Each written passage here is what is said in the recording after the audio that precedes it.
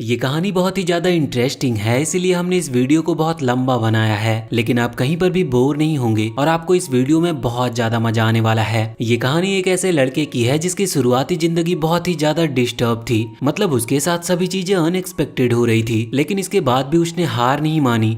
असल में जिस आदमी ने उसे पाला वो उसे एक निंजा बनाना चाहता था। अब वो लड़का गाबीमारू निंजा तो बना, लेकिन वो एक ऐसा निंजा बना जिसकी बॉडी पूरी तरह से इमोर्टल थी। उसकी बॉडी को ना ही चोट लग सकती थी और ना ही उसे मारा जा सकता था। मगर हम धीरे धीरे उसकी पूरी स्टोरी जानेंगे, तो इसीलिए वीडियो को बिल्कुल एंड तक देखना। अब कहानी को बिल्कुल शुरू से शुरू करते हैं। तो गाबीमारू के बचपन में ही वो जिस क्लेन का था, उस क्लेन के ऑनर ने उसके पेरेंट्स को खत्म कर दिया और ये सब उसके सामने हो रहा था। लेकिन तब वो सिर्फ एक मात्र छोटा सा बच्चा था। फिर इसके बाद उस क्लेन का ऑनर गाबीमारू को बहुत ही ज्यादा हार्ड ट्रेनिंग करवाता है और इस ट्रेनिंग के बाद अब वो बहुत ही ज्यादा पावरफुल हो चुका था। वो जो ऑनर था वो बस यही चाहता था कि गाबीमारू एक ऐसा निंजा बन पाए जो कि उसके कहने पर किसी को भी खत्म कर दे। और देखते ही देखते वक्त बहुत ही जल्दी आगे बढ़ जाता है और गाबीमारू अब एक ऐसा ही पावरफुल निंजा बन चुका था। क्लेन का ऑनर उससे बहुत ही ज्यादा इम्प्रेस था, यहाँ तक कि उसने अपनी बेटी की शादी भी उसके साथ करा दी थी। असल में वो ऐसा इसीलिए कर रहा था जिससे कि वो गाबीमारू को कंट्रोल कर सके। उसकी जो बेटी थी वो बहुत ही ज्यादा सीधी थी, इस वजह से गाबीमारू को वो बिल्कुल भी पसंद नहीं थी। मगर वो बहुत अच्छी थी और धीरे धीरे गाबीमारू भी उसे लाइक करने लगता है। मगर गाबीमारू अब अपना निंजा वाला काम और किसी को भी मारना ये सब पसंद नहीं कर रहा था। इस वजह से वो ये काम को छोड़ना चाहता था। लेकिन क्लेन का लीडर ये बिल्कुल नहीं चाहता था। वो खुद की बेटी को चोट पहुंचाता है जिससे कि गाबीमारू उसकी बात माने, और होता भी वैसा ही है। वो बात मानने के लिए तैयार था, लेकिन वो फिर से कह रहा था कि वो ये काम ज्यादा टाइम तक कर नहीं सकता। क्लेन का लीडर कुछ सोचता है और कहता है कि ठीक है, तो एक आखिरी मिशन पर जाओ, उसके बाद हम तुम्हें आजाद कर देंगे। गाबीमारू मान जाता है, लेकिन इस आखिरी मिशन में वो क्लेन का लीडर खुद गाबीमारू को फंसा देता है, जिस वजह से धोखाधड़ी के केस में अब उसे पकड़ लिया गया था और उसे खत्म कर दिया जाना था। साफ साफ कहे तो क्लेन के लीडर का मतलब निकल चुका है, इस वजह से वो गाबीमारू को एग्जीक्यूट करवा रहा था। हम देखते हैं कि यहाँ पर जिस विलेज के लीडर के सामने ये सब हो रहा था, वो अपनी आंखों पर यकीन नहीं कर पा रहा था, क्योंकि जो बंदा अपनी तलवार उठाकर गाबीमारू पर मार रहा था वो मारते मारते थक जाता है, पर गाबीमारू की स्किन पर बिल्कुल भी चोट नहीं लग रही थी। और ज्यादा कोशिश करने के बाद अब अचानक से उस आदमी की वो तलवार टूट जाती है। यहाँ पर गाबीमारू को भी समझ नहीं आ रहा था कि आखिर ऐसा क्यों हो रहा है। वो मन में सोच रहा था कि काश मैं अभी मर जाता, क्योंकि मैंने सच में बहुत गलत काम किया है। उसने अब तक जितने लोगों को मारा था उनकी कोई गिनती नहीं थी, पर ना जाने अब उसके साथ ऐसा क्यों हो रहा था। अब यहाँ पर वो लीडर कुछ और सोच रहा था, इसीलिए अभी वो गाबीमारू को वहाँ के तहखाने में चैन से बांधकर बंद कर देता है। कुछ देर के बाद एक लेडी वहाँ पर आती है और गाबीमारू से कुछ सवाल पूछती है। वो यहाँ पर अभी उससे कह रहा था कि मैं खुद मरना चाहता हूँ, पर ना जाने मैं जिंदा क्यों हूँ। इस पर वो कहती है कि अभी तक तुमने जो ट्रेनिंग की है ये सब उसी का नतीजा है। तुम्हारी स्किन किसी भी तलवार से ज्यादा मजबूत हो चुकी है। अब वो लड़की पूछती है कि तुम किस तरह के अटैक्स का इस्तेमाल करते हो, जिस पर गाबीमारू कहता है कि वो नॉर्मल अटैक नहीं करता। नॉर्मल से इसका मतलब था कि जो बाकी निंजा को सिखाए जाते हैं वो उन अटैक का यूज नहीं करता, उसकी टेक्निक अलग है। वो लड़की पूछने लगती है कि क्या उसे निंजा स्टफ आते हैं। स्टफ से उसका मतलब टेक्निक्स थी, जिस पर गाबीमारू कहता है कि बिल्कुल। अब लड़की कहती है कि उसे वो टेक्निक देखनी है, पर इसके लिए वो साफ साफ मना कर देता है। अब अगला दिन होता है और हम देखते हैं कि अब जो लीडर था वो इस वक्त गाबीमारू को आग में जलाना सही समझता है। वो उसे बांध देते हैं और उसके पास आग जला देते हैं। गाबीमारू की पूरी बॉडी के आसपास आग लगी थी, लेकिन उसकी आंखें खोले हुए अभी भी उस लीडर को ही देख रही थी, जिस वजह से वो लीडर डर रहा था, पर उसे समझ नहीं आता कि आखिर गाबीमारू को कुछ हो क्यों नहीं रहा। इसीलिए वो फिर से उसे चेन से बांध देते हैं और किसी दूसरे आइडिया को सोचने में लग जाते हैं। गाबीमारू अब जब यहाँ पर बंधा हुआ था तो उसके पास वही लड़की आकर बैठ जाती है और वहाँ पर गाबीमारू उससे कहता है कि वो तो बस मरना चाहता है, लेकिन इस पर वो कहती है कि उसे इससे कोई लेना देना नहीं, उसे बस यहाँ पर गाबीमारू से थोड़ी जानकारी निकलवानी है और इसी वजह से वो उससे थोड़ी पूछताछ कर रही है। यहाँ पर वो कहती है कि उसे उसकी लाइफ के बारे में थोड़ा जानना है, जिस पर गाबीमारू कहता है कि उसकी लाइफ बिल्कुल भी इंटरेस्टिंग नहीं रही है, इस वजह से उसे इस बारे में जानने में कोई मजा नहीं आएगा। लेकिन वो लड़की कहती है कि वो ये काम मजे के लिए नहीं कर रही, उसे बस इन्फॉर्मेशन चाहिए। अब इसके लिए गाबीमारू मान जाता है। वो बताता है कि उसने अपने पेरेंट्स को अभी तक नहीं देखा है। वो कहता है कि उसके विलेज के क्लेन के हेड ने उसके पेरेंट्स को खत्म कर दिया और फिर उसी ने उसे पाला। अब गाबीमारू कहता है कि उसने भागने की भी कोशिश की थी, लेकिन वो भाग नहीं पाया। उसके जो अपने दोस्त थे उन्हीं ने उसे पकड़ लिया। यहाँ पर वो लड़की पूछने लगती है कि आखिर तुम उस विलेज से भागना क्यों चाहते थे। गाबीमारू यहाँ पर उससे कुछ कहता है लेकिन वो हमें बताया नहीं जाता कि उसने क्या कहा था। अब अगले दिन का सीन आता और हम देखते हैं कि अब उस क्लेन के लीडर ने एक नया आइडिया सोच लिया था। वो दो बड़े बड़े बैल को बुलाता और उनसे गाबीमारू के पैर बांधकर एक बैल को राइट साइड और एक को लेफ्ट साइड की तरफ भागने को कहता है। लेकिन हम देखते हैं कि उसके पैरों को अभी भी कुछ नहीं हुआ था। ये देखकर सभी लोग बहुत ही ज्यादा शॉक लग रहे थे। उसी वक्त वहां पर वो लड़की आती है और वो गाबीमारू से कहती है कि ये तो बहुत अजीब बात है। गाबीमारू को लगता है कि शायद वो उसकी इमोर्टल बॉडी से रिलेटेड कोई बात कह रही है, लेकिन वो लड़की बताती है कि वो ये कह रही है कि गाबीमारू ने उसे खुद बताया था कि वो मरना चाहता है, लेकिन यहाँ पर तो वो खुद को प्रोटेक्ट कर रहा है। साथ ही वो ये भी कहती है कि अगर तुम सच में मरना चाहते हो तो तुम कभी भी अपने क्लेन से भागने की कोशिश नहीं करते। अब इस पर गाबीमारू क्या ही कहता, उसे कुछ अजीब सा लग रहा था। उसका फेस पूरी तरह से बदल चुका था। वो कहता है कि तुम सच में मेरे बारे में बहुत डिटेल में जानना चाहती हो, और इसके बाद वो उसे बताता है कि असल में जिस विलेज के हेड ने उसके पेरेंट्स को खत्म किया, उन्होंने उसकी शादी अपनी बेटी से करा दी और फिर गाबीमारू उनकी बेटी से मिला जो कि बिल्कुल अलग थी। उसने ऐसा सोचा ही नहीं था, मगर उसके साथ रहते रहते वो इमोशनल होते जा रहा था और कमजोर पड़ता जा रहा था। उसने सोचा था कि वो उसे छोड़ देगा, लेकिन विलेज के हेड उसे आखिरी मिशन पर भेजते हैं जहाँ पर उसके ऊपर झूठे एलिगेशन लगाते हुए उसे पकड़ लिया जाता है। और फिर वो कहता है कि बाकी तो अब सब तुम्हारे सामने ही है, मैं यहाँ पर फिलहाल बंधा हुआ हूँ उन्हीं एलिगेशंस की वजह से। अब वो ये सब लिखती और वहाँ से चली जाती है। रात का टाइम आता और हम देखते हैं कि इस वक्त वो लेडी किसी आदमी से बात कर रही थी। वो उसे बताती है कि गाबीमारू पर ज्यादा लोग अटैक करे तो शायद वो उसे मार सकते हैं, लेकिन वो आदमी कहता है कि उन्होंने ये सब कर देख लिया है। उन्होंने बहुत ही पावरफुल 20 लोगों को जमा किया और उन सबको उन्होंने गाबीमारू के कमरे में बंद कर दिया, लेकिन फिर भी आखिर में हुआ वही, गाबीमारू ने उन सभी को खत्म कर दिया। ये सुनकर अब वो लड़की भी बहुत हैरान थी। वो कहती है कि ठीक है, कल अब वही ये काम करेगी। दूसरी तरफ हम गाबीमारू को देखते हैं। वो मन में सोच रहा था कि आखिर वो मर क्यों नहीं पा रहा, जबकि वो भी यही चाहता है। तो अब वो फैसला करता है कि अब से कुछ भी हो जाए वो बिल्कुल भी रिएक्ट नहीं करेगा और खुद को चोट पहुंचाने देगा। अगले दिन उसे गर्म तेल में डाल दिया जाता, लेकिन उस चीज से भी उसे कुछ नहीं हो रहा था। ये देखकर वो खुद भी बहुत ज्यादा शॉक था कि आखिर वो किस तरह का इंसान बन चुका है। लेकिन फिर बाद में उसे एक रूम में ले जाया जाता है जहाँ सामने वो लड़की थी और कुछ और भी निंजा लोग बैठे हुए थे। यहाँ पर अब हमें उस लड़की के बारे में थोड़ी सी चीजें जानने को मिलती है। उसका नाम है सागिरी और वो यामाडा क्लेन से है। असल में ये क्लेन तलवारबाजी के लिए माहिर है, जहाँ के लोगों को इस तरह से ट्रेन किया जाता है कि उनकी तलवार किसी भी चीज को बिल्कुल ब्रेड की तरह काट सकती है। अब यहाँ पर वो खुद गाबीमारू को खत्म करने वाली थी। वो उसके ऊपर हमला करती है और वो उसके ऊपर हमला करती है, लेकिन गाबीमारू को अचानक से लगता है कि जैसे उसकी गर्दन कट चुकी है। इस वजह से वो तुरंत ही वहां से हट जाता है। ये फीलिंग आज तक गाबीमारू को कभी भी नहीं आई थी और वो समझ नहीं पा रहा था कि आखिर वो बच क्यों रहा है। लेकिन फिर खुद सागिरी कहने लगती है कि वो जानती है कि गाबीमारू भी मरना नहीं चाहता। असल में वो ये सिर्फ बाहरी मन से चाहता है, उसका इंटरनल मन ये नहीं चाहता, क्योंकि वो अपनी वाइफ को पसंद करता है। और भले ही वो उससे भागने की कोशिश कर रहा था, लेकिन वो भी यही चाहता है कि वो ये सब छोड़कर उसके साथ रह सके। गाबीमारू को अंदर ही अंदर पता था कि ये बात सच है। अब अचानक से वो लड़की अटैक करना रोक कर गाबीमारू को एक पेपर दिखाती है और कहती है कि शायद तुम्हें इस बारे में नहीं पता होगा, पर किसी को हेल्प चाहिए और हेल्प के तौर पर वो सभी लोगों को, जिन जिन लोगों को वो चुन रहा है, उन्हें एक जगह पर भेज रहा है। उस जगह का नाम है पैराडाइज ऑफ अर्थ। वो कहती है कि अगर वो उसका काम कर दे तो वो उसे आजाद करवा देगी, फिर गाबीमारू जैसे चाहे अपनी जिंदगी गुजार सकता है। साथ ही उसके ऊपर से सारे चार्जेस भी हटा दिए जाएंगे और कोई भी क्लेम, चाहे वो कोई भी क्यों ना हो, वो गाबीमारू का कुछ भी नहीं कर सकते, क्योंकि ये जो काम है ये बहुत ही पावरफुल पर्सन का है। असल में जो पैराडाइज ऑफ अर्थ है वहाँ पर एक लाइफ ऑफ पोशन मिलता है। वहाँ पर एक चीज मिलती है, उसे लोग एलिक्सर ऑफ लाइफ कहते हैं और वो कमाल की चीज है। अगर कोई उस लिक्विड को पी लेता है तो फिर वो एक तरह से अमर ही हो जाएगा।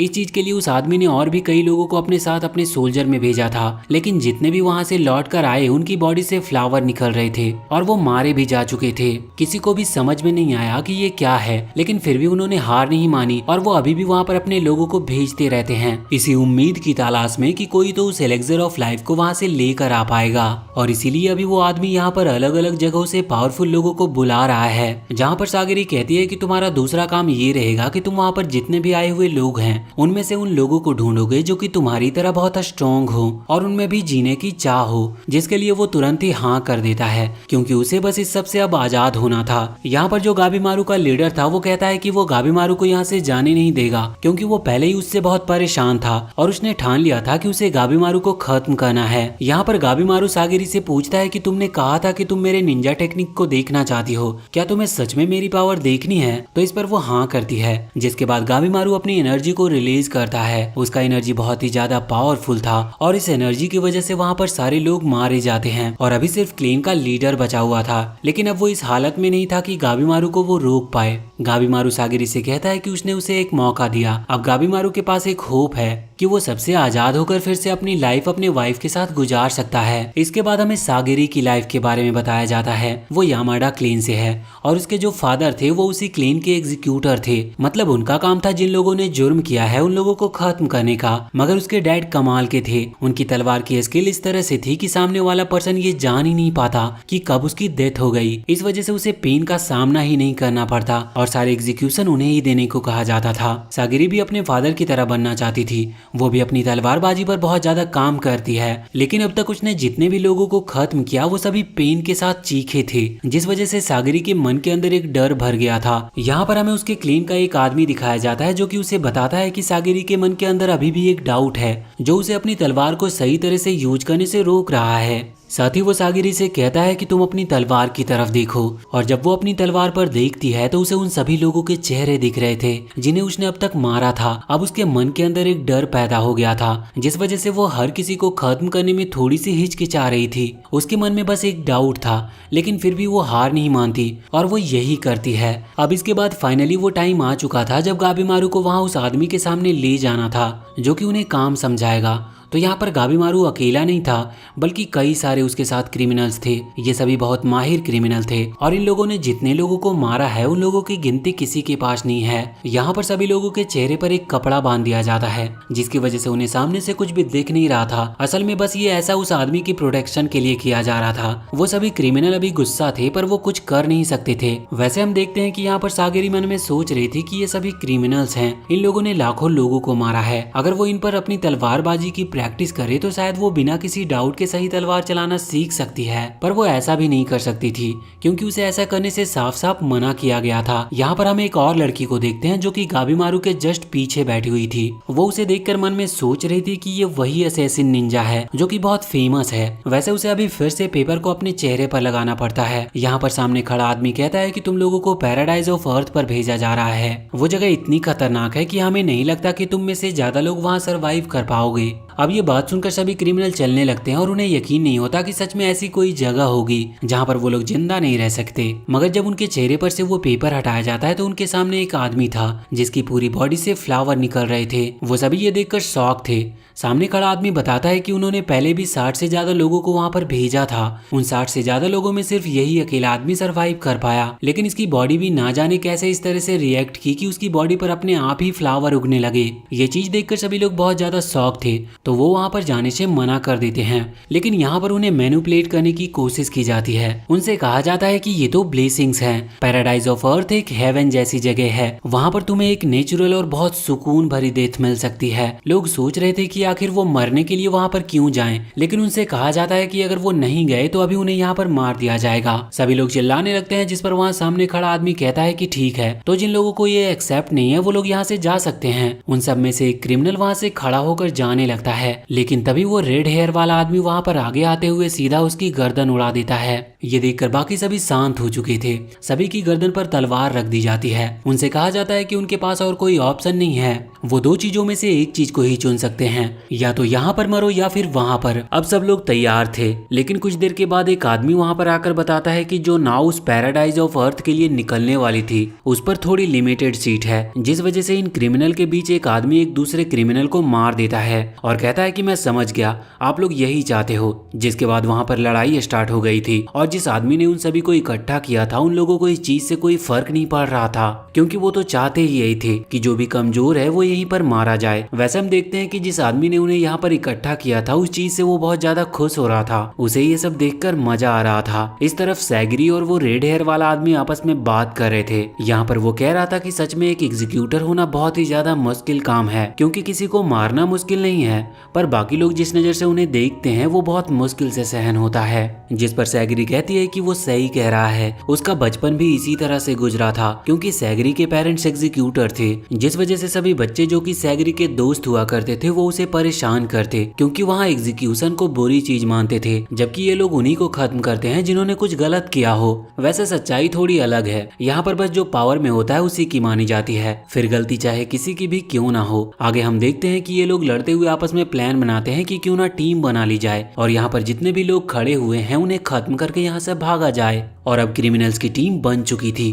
और वो इन लोगों पर हमला करने वाले थे। अब हमला करने के लिए सबसे पहले वो सैगरी को चुनते हैं, क्योंकि वो बस एक लड़की है तो वो क्या ही कर सकती है। लेकिन सैगरी कहती है कि वो अकेले ही इन लोगों को हैंडल कर लेगी और वो बहुत ही आसानी से जितने भी लोग थे उन्हें खत्म कर देती है। पर इसके बाद उसे बहुत ही अजीब लग रहा था। पहले उसे लगा था कि क्रिमिनल को मारने पर उसे बुरा नहीं लगेगा, पर फिर भी वो खुद को संभाल नहीं पा रही थी। गाबीमारू कहता है कि नॉर्मल सी बात है, अगर हम किसी को मारेंगे तो इस तरह की फीलिंग तो हर किसी के अंदर आती है। सभी लोग ये सुनकर शॉक थे, क्योंकि गाबीमारू तो वैसे भी एक बहुत ही ज्यादा प्रोफेशनल असैसिन है। उसने ना जाने कितने लोगों को खत्म किया है और फिर भी वो ऐसी बातें कर रहा है। यहाँ पर गाबीमारू बहुत ही स्पीड के साथ उस आदमी के सामने आ जाता है जिस आदमी ने इन सभी को यहाँ पर इकट्ठा किया था। वो उस आदमी से कहता है, तुम बहुत बड़ी बेवकूफ़ी कर रहे हो इन सभी लोगों को लड़वा कर, क्योंकि अंत में सभी मारे जाएंगे, फिर तुम क्या करोगे। यहाँ पर उस आदमी को गुस्सा आता है और वो कहता है कि जो कोई भी गाबीमारू को खत्म कर देगा उसे पास कर दिया जाएगा और उसे वहां से वापस भी भेज दिया जाएगा। अब वहां पर एक क्रिमिनल आगे आकर एक बड़ा सा पत्थर उठा लेता है और गाबीमारू पर अटैक करने लगता है। गाबीमारू कहता है कि मुझे माफ करना, मैं तुम्हें खत्म नहीं करना चाहता, लेकिन तुम लोग भी यही चाहते हो तो अब मैं कुछ भी नहीं कर सकता। और इसके बाद गाबीमारू उनसे लड़ना चालू कर देता है। सभी लोग उस पर हमला कर रहे थे, लेकिन वो बहुत ही स्पीड से उन सभी को खत्म करते जा रहा था। इस तरह से आधा दिन निकल जाता और वहाँ पर जितने भी लोग थे सारे के सारे मारे जाते हैं। गाबीमारू की पूरी बॉडी खून में लाल थी और नीचे उन सभी लोगों की पूरी लाशें पड़ी थी। अब जो वो आदमी था, उसके लोग और वो आदमी दोनों, बाकी सभी लोग बहुत ज्यादा शॉक लग रहे थे। वो कह रहे थे कि ये तो सच में एक राक्षस है। मगर यहाँ पर सैगरी समझ पा रही थी कि आखिर गाबीमारू को इन सभी को खत्म करने में कैसा लगता होगा, क्योंकि सैगरी ने ज्यादातर एग्जीक्यूशंस के दिन एक या दो, ज्यादा से ज्यादा 3 लोगों को खत्म किया होगा, जिसके बाद उसे ऐसी फीलिंग होती थी कि वो खुद को भी खत्म कर ले। लेकिन गाबीमारू इस काम में ना जाने कितने लोगों को मार चुका है। वो समझ गई थी कि गाबीमारू का बिहेवियर आखिर इस तरह का क्यों है, लेकिन वो इस चीज से एक चीज जरूर सीख गई थी कि उसे इन फीलिंग्स को रोकने की जरूरत नहीं है। अगर वो किसी को मारेगी तो उसे बुरा लगेगा, लेकिन बस उसे ये चीज एक्सेप्ट करने की जरूरत है। आगे हम देखते हैं कि अब तैयारी होती है पैराडाइज ऑफ अर्थ पर जाने की। गाबीमारू को तैयार कर लिया गया था और हमें पता चलता है कि असल में सभी लोग नहीं मरे हैं, क्योंकि जिन लोगों ने गाबीमारू पर हमला नहीं किया था उसने भी उस पर हमला नहीं किया, और ये सभी वही थे जो कि समझदार क्रिमिनल्स थे और बहुत ही ज्यादा पावरफुल भी थे। हमें पता चलता है कि यहाँ पर टोटल 10 लोगों को चुना गया है और 10 के साथ एक एक एग्जीक्यूटर जा रहा है और गाबीमारू के साथ इस वक्त सैगरी जा रही थी। उनकी सिर्फ कुछ ही टाइम में उस आयरलैंड के पास पहुंचती है। असल में उन्हें कुछ दिन बीत चुके थे। इस आइलैंड को देखकर गाबीमारू को अचानक से अपनी एक बहुत ही पुरानी मेमोरी याद आती है। असल में जिस आदमी ने उसके पेरेंट्स को खत्म किया था, यानी कि वो क्लीन मास्टर, उसके ऊपर एक बहुत ही ज्यादा खतरनाक अटैक हुआ था। उसकी पूरी बॉडी पर वेपन लग चुके थे, यहाँ तक कि तलवार उसकी बॉडी से आर पार हो चुकी थी, लेकिन वो फिर भी हंस रहा था और साथ ही साथ वो मरा नहीं था। गाबीमारू समझ चुका था कि शायद उसने भी किसी चीज को एब्जॉर्ब किया होगा या फिर पिया होगा, क्योंकि वो खुद भी कहता था कि उसे दूर समुद्र के दूसरे कोने से कुछ मिला था जिसने उसकी लाइफ बदल दी।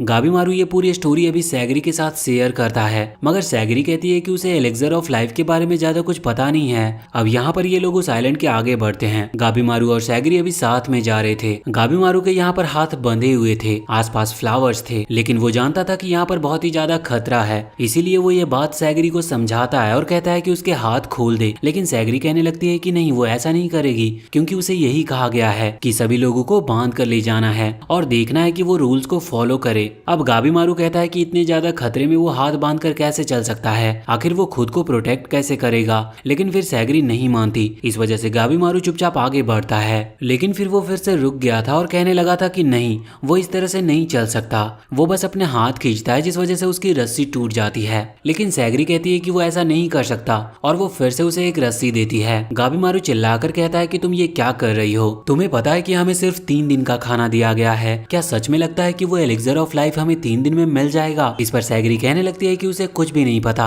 बस उसे जो कहा गया है वो वही करेगी और वो गाबीमारू की दोस्त या फिर टीम मेंबर नहीं है जो गाबीमारू इस तरह से बात कर रहा है। उसे बस यहाँ पर उसके ऊपर नजर रखने के लिए भेजा गया है। अब यहाँ पर गाबीमारू को समझ नहीं आता कि आखिर ये लोग चाहते क्या हैं। वो कहता है कि क्या सच में वो आदमी उस एलेक्जर ऑफ लाइफ को पाना चाहता है, लेकिन अब वो अपनी वाइफ के लिए गाबीमारू इस चीज को भी सहन करता है और खुद के हाथ खुद ही बांध लेता है। लेकिन अब तभी कहीं अचानक से एक बड़ी सी आयरन कैनन बॉल आकर गाबीमारू के फेस पर लगती है, जिसकी वजह से वो वहां से दूर गिर गया था। और जब सैगरी दूसरी तरफ देखती है तो वहां पर उन्हीं 10 क्रिमिनल्स में से एक क्रिमिनल था जिसका नाम कैन है। कैन के बारे में कहा जाता है कि उसने ना जाने कितने लोगों को मारा है, और वो भी सिर्फ उनके वेपन के लिए। वो सिर्फ अपने मजे के लिए लोगों पर अटैक करता था। अब वहां पर उसे इस तरह से देखकर सैगरी बहुत ज्यादा शॉक थी, लेकिन फिर वो देखती है कि ये कैन के साथ जिस एग्जीक्यूटर को भेजा गया था वो भी उसी के साथ था, लेकिन वो उसे रोक नहीं रहा था। गाबीमारू यहाँ पर बिल्कुल ठीक था, उसे वहां पर कुछ भी नहीं हुआ था। वो आगे जाकर सैगरी से कहता है कि तुमने कहा था कि सभी को अपने हाथ बांध कर रखने हैं, फिर इसने अपने हाथ को क्यों खोल रखे हैं। सैगरी जब ये बात उस एग्जीक्यूटर से पूछती है तो वो बताता है कि ये सब बेवकूफी है, इस तरह की खतरनाक जगह पर हाथ बांधकर कौन घूम सकता है। यहाँ पर गाबीमारू भी उसकी बात से एग्री कर रहा था। अब वो एग्जीक्यूटर कहता है कि तुम हर किसी की बात मान जाती हो,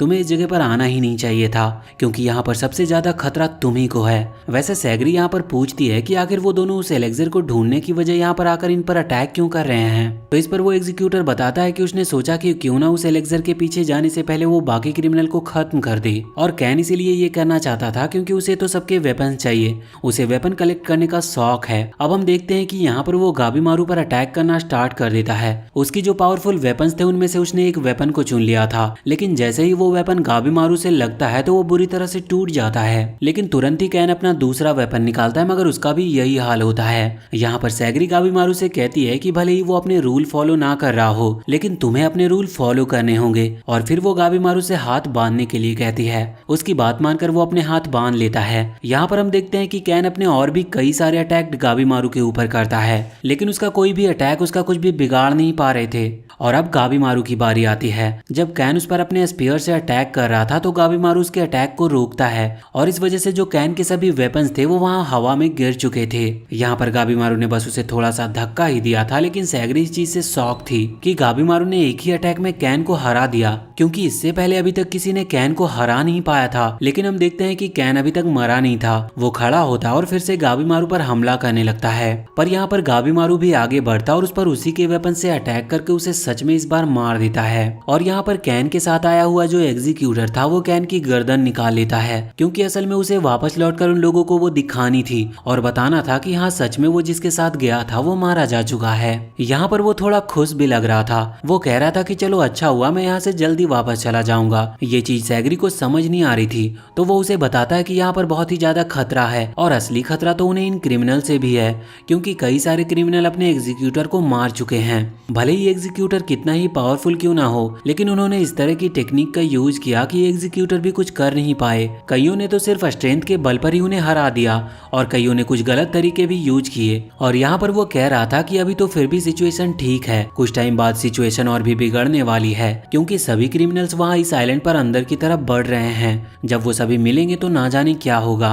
वैसे इसके बाद अब वो वहाँ से चला जाता है। यहाँ पर सैगरी सोच रही थी कि उसे गाबीमारू से ना जाने खतरा है या नहीं, क्योंकि अभी तक वो समझ नहीं पाई थी कि गाबीमारू के दिमाग में चल क्या रहा है। लेकिन इतने में ही गाबीमारू उस पर हमला कर देता है। ये देखकर सैगरी शॉक थी और वो समझ चुकी थी कि यही गाबीमारू का असली नेचर है। हम देखते हैं कि यहाँ पर उन दोनों के बीच में फाइट स्टार्ट हो जाती है, लेकिन सैगरी यहाँ पर अभी भी गाबीमारू पर सच में अटैक करने से घबरा रही थी। वैसे ऐसा उसके साथ हर किसी से फाइट करते वक्त होता था, मगर हम नोटिस करते हैं कि यही सेम चीज वहाँ पर गाबीमारू भी महसूस कर रहा था। उसे मौका मिल रहा था, लेकिन फिर भी वो ना जाने क्यों अपने अटैक्स को रोकते जा रहा था, जबकि सैगरी को हराना उसके लिए कोई मुश्किल बात नहीं थी। हम देखते हैं कि यहाँ पर गाबीमारू को वही अजीब फीलिंग आ रही थी जो कि उसे अपनी वाइफ के साथ आती थी, और इसी वजह से वो उसे छोड़ना चाहता था, क्योंकि वो कमजोर नहीं पड़ना चाहता। वो यहाँ पर अपना हमला करना स्टार्ट रखता है। उसे अपने क्लेन लीडर की बात याद आती है जिसने उसे ट्रेन किया था कि वो किसी को भी खत्म कर सकता है। वो सोचता है कि मुझे फिर से ताकतवर बनना होगा, और अब वो बिना कुछ देखे अटैक करते जा रहा था। और इसी दौरान सामने सैगरी की तलवार टूट जाती है। गाबीमारू के पास अच्छा मौका था उसे खत्म करने का। उसने उसकी तलवार उसके गर्दन पर रख रखी थी, लेकिन फिर भी ना जाने क्यों गाबीमारू उस पर हमला नहीं कर पा रहा था। उसके हाथ ही नहीं चल रहे थे। उसे अपनी वाइफ की शैडो दिखाई देती है जो कि उसे ऐसा करने से रोक रही थी। वो यहाँ पर रोने लगता और कहता है कि मैं सच में कमजोर पड़ता जा रहा हूँ, लेकिन तभी सैगरी उसे बताती है कि ऐसा नहीं है, इमोशंस तुम्हें कमजोर नहीं बनाते, ये सिर्फ हमारी सोच है जो हमें ऐसा सोचने पर मजबूर करती है, जबकि इमोशंस ही तो पावर होते हैं। यहाँ पर सैगरी जो कुछ भी कह रही थी ये सब गाबीमारू की वाइफ पहले ही उसे कह चुकी थी, इस वजह से वो सिर्फ सुनता रहता है। अब यहाँ से सीन चेंज होता है और हम देखते हैं कि अभी दूसरे क्रिमिनल भी वहाँ उस जंगल के अंदर आते जा रहे थे। यहाँ पर अभी हम टामिया को देखते हैं जो कि एक स्वॉर्ड्समैन है। वो और उसका जो एग्जीक्यूटर है वो वहाँ उस जंगल में अंदर बढ़ते हैं तो सामने उन्हें बहुत सारे फूल देखते हैं। हर तरफ सिर्फ फ्लावर्स ही फ्लावर्स थे और चारों तरफ बटरफ्लाई उड़ रही थी। कुछ देर इसी तरह से देखकर अंदर आगे बढ़ते हुए अचानक से एक बटरफ्लाई टामिया के हाथ पर बाइट कर लेती है। उसे कुछ भी समझ नहीं आया था, लेकिन फिर उसे तुरंत ही याद आता है कि जिस आदमी को उसने वहाँ यमाडा क्लेन के बीच में देखा था उसकी पूरी बॉडी पर फ्लावर्स उग रहे थे।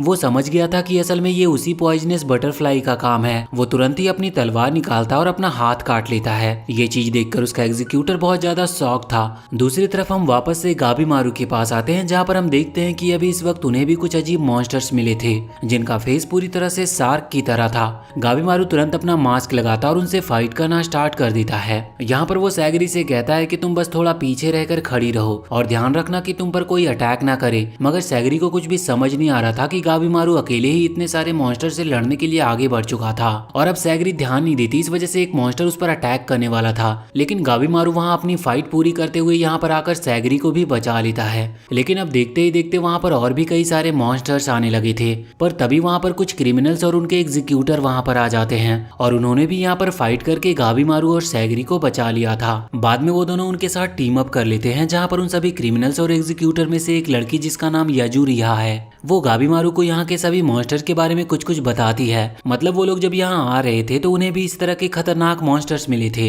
वैसे वो लोग इम्प्रेस थे कि गाबीमारू ने अकेले ही इतने सारे मॉन्स्टर्स को खत्म कर दिया। हम देखते हैं कि यहाँ पर अचानक से एक इंसेक्ट सैगरी को काट लेता है, जिस वजह से वो बेहोश हो चुकी थी और अभी उसे पास की एक गुफा में रेस्ट करने के लिए सुला दिया जाता है। यहाँ से सीन चेंज होकर दूसरी तरफ आता है। असल में ये उसी आइलैंड का दूसरा कोना था जहाँ पर हम देखते हैं कि और भी कुछ क्रिमिनल्स और उनके एग्जीक्यूटर साथ मिलकर फाइट कर रहे थे। इसके बाद हम वापस से सैगरी के पास आते हैं जिसे अब होश आ चुका था। जब वो उस गुफा से बाहर निकलकर देखती है तो वहाँ पर गाबीमारू सभी के लिए खाना बना रहा था, मगर यहाँ पर उन्हें इंग्रेडिएंट्स के बारे में कुछ भी पता नहीं था क्योंकि उनके पास इतना खाना ही नहीं है कि वो नॉर्मली उस खाने के दम पर यहाँ जितने भी दिन रुकने वाले हैं इतने दिन गुजार सके। उन्हें सिर्फ 3 दिन का खाना दिया गया था, जबकि एलेक्सर को ढूंढने में बहुत टाइम लगेगा। तो अब यहाँ पर गाबीमारू को पता चलता है कि जो लोगों की बॉडी पर चीजें उग रही है उनमें कुछ न्यूट्रिएंट्स हैं, मगर अब वो लोग उन्हें तो खा नहीं सकते थे। ये लोग कहते हैं कि हमने जिन मॉन्स्टर्स को मारा है उनकी हाफ बॉडी एनिमल की थी तो वो भी हमारे काम आ सकती है। अभी रात का टाइम था और यहाँ पर हम देखते हैं कि एक एग्जीक्यूटर यहाँ पर सैगरी से बात करने के लिए आया था।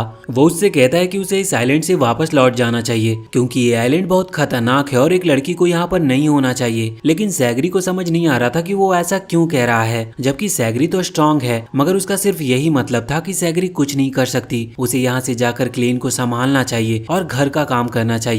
अब तभी वहाँ पर एक और एग्जीक्यूटर आता है, जिसके बाद ये पहला वाला एग्जीक्यूटर वहाँ से चला गया था और वो दूसरा एग्जीक्यूटर वहाँ पर आकर सैगरी को समझाता है कि गाबीमारू के लिए तुम्हारे मन में एक सॉफ्ट कॉर्नर है और सेम गाबीमारू भी वैसा ही है। तो अगर कभी ऐसा सिचुएशन बने कि वो अपना कंट्रोल खो दे तो फिर तुम्हें उसे खत्म कर देना चाहिए, फिर चाहे कुछ भी क्यों ना हो। अब यहाँ से सीन एक बार फिर से चेंज होता और हम आ चुके थे वही उस समुद्र में जहाँ पर एक नाव अभी उस आइलैंड से होते हुए गुजर रही थी। असल में ये भी एक क्रिमिनल और एक एग्जीक्यूटर की थी। यहाँ इस नाव में टेन और नूरगाई नाम का एक एग्जीक्यूटर और क्रिमिनल बैठे हुए थे। हम देखते हैं कि ये लोग यहाँ से भागने के बारे में सोच रहे थे क्योंकि लाइफ बचानी थी, लेकिन तभी उनके ऊपर किसी तरह का एक बहुत खतरनाक मॉन्स्टर हमला कर देता है। यहाँ पर टेन जो एक एग्जीक्यूटर है वो खुद भी यहाँ पर लड़ता है। वो खुद को और नूरगाई को बचाने के लिए लड़ रहा था और फाइनली वो उस मॉन्स्टर को हरा देता है, लेकिन उसकी हालत बहुत खराब हो चुकी थी और उन्हें ना चाहते हुए भी उस आइलैंड पर उन्हें आना पड़ता है और अब वो वहाँ से भाग नहीं सकते थे, इसीलिए उनकी लास्ट होप थी वो एलेक्सर ऑफ लाइफ। वैसे यहाँ पर टेन को पता चलता है कि जो नूरगाई है वो असल में लड़की है।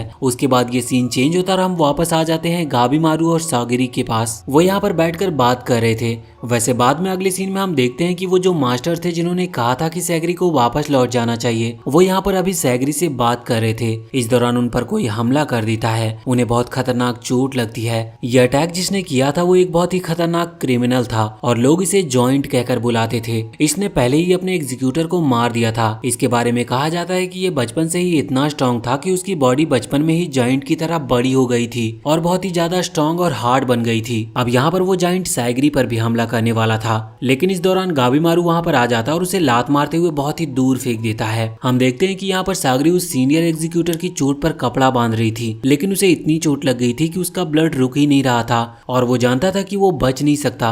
इसीलिए वो अपनी तलवार सागरी को देते हुए कहता है कि तुम इसे रखो और तुम्हें बहुत हार्ड ट्रेनिंग करनी होगी। मुझे माफ करना, मैंने तुमसे ऐसा कहा था कि वापस लौट जाओ, लेकिन मैंने बस तुम्हारी सेफ्टी के लिए कहा था। इस तरफ हम देखते हैं कि गाबीमारू उस जाइंट पर फिर से अटैक कर रहा था, तो वो देखता है कि उसके अटैक्स काम तो कर रहे हैं और वो जाइंट दूर भी फेंका रहा था, लेकिन जाइंट की बॉडी पर कोई असर नहीं हो रहा था क्योंकि उसकी बॉडी भी बिल्कुल गाबीमारू की बॉडी की तरह बहुत ही ज्यादा हार्ड हो चुकी थी। और यहाँ पर अब उस जाइंट की बारी थी अटैक करने की। वो जैसे ही गाबीमारू पर अटैक करता है तो गाबीमारू बहुत ही ज्यादा घायल हो चुका था, उसके पूरे फेस से ब्लड निकल रहा था, जिसे देखकर सागरी बहुत ज्यादा शॉक थी। मगर गाबीमारू कहता है कि अभी तक ये लड़ाई खत्म नहीं हुई है और वो एक बार फिर से खड़ा होता है और सागरी भी उसकी मदद करने लगी थी। सागरी के पास अभी वो तलवार थी जो कि उसे उस सीनियर एग्जीक्यूटर ने दी थी। वो यहाँ पर तलवार चलाती है तो उस जाइंट की एक उंगली कट जाती है, लेकिन फिर भी उसकी बॉडी पर अभी उस तलवार का कोई असर नहीं हो रहा था। मगर जब वो फिर से अटैक करने के लिए आगे बढ़ रहा था तो सागरी गाबीमारू के सामने आ जाती है और अपनी तलवार को पूरी पावर से घुमाती है।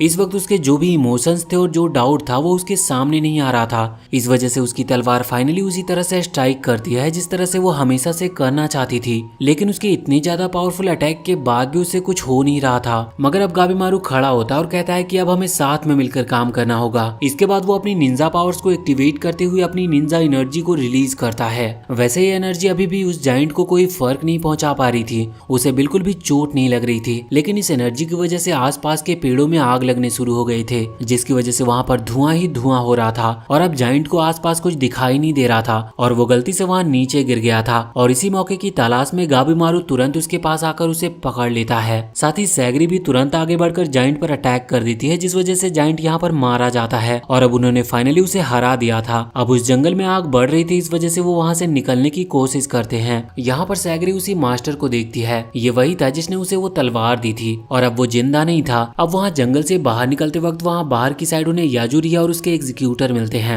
यहाँ पर याजुरिया कह रही थी कि हमें ये आइलैंड जितना ज्यादा सिंपल लगता है ये इतना ज्यादा सिंपल है नहीं। यहाँ पर एक क्रिमिनल और एक एग्जीक्यूटर उस आइलैंड पर दूसरे साइड से अंदर की तरफ बढ़ रहे थे और इन्होंने बहुत सारे मॉन्स्टर्स को मार भी दिया था, जिस वजह से आइलैंड के बहुत अंदर आ चुके थे। अंदर आने के बाद इन्हें यहाँ पर 2 लड़कियां मिलती है और वो दोनों ह्यूमन जैसी नहीं लग रही थी। वो कहती है कि सच में कमाल है, अभी तक यहाँ आइलैंड पर कोई नहीं आया है, तुम पहले वो 2 पर्सन हो जो यहाँ तक जिंदा आ पाए। इसके बाद वो इन दोनों को ऑफर देते हैं कि वो उनकी टीम को ज्वाइन कर ले, लेकिन वो दोनों में से एक कहने लगती है कि नहीं, ये लोग ह्यूमन हैं, हम इन्हें हमारी टीम में नहीं रख सकते। और अचानक से फिर उनमें से एक अपना रूप बदल लेती है और अब एक लड़का बन चुकी थी और अचानक से इन पर हमला करने लगी थी। लेकिन अब इसके बाद यहाँ से सीन चेंज होकर अब वापस से गाबीमारू के पास आ जाता है। वो लोग आगे बढ़ रहे थे कि तभी गाबीमारू किसी एक अजीब सी लड़की को देखता है। वो छोटी बच्ची थी और उसने एक हुड पहन रखी थी, जिस वजह से उसका चेहरा नहीं दिख रहा था और अचानक से वो वहाँ से भागने लगती है। गाबीमारू को लगता है कि इससे कुछ ना कुछ इस आइलैंड के बारे में पता चल सकता है, इस वजह से वो उसके पीछे भागता है। कुछ दूर आने के बाद अचानक से उनके सामने एक ट्री मॉन्स्टर आ जाता है जो कि उस छोटी बच्ची को प्रोटेक्ट कर रहा था।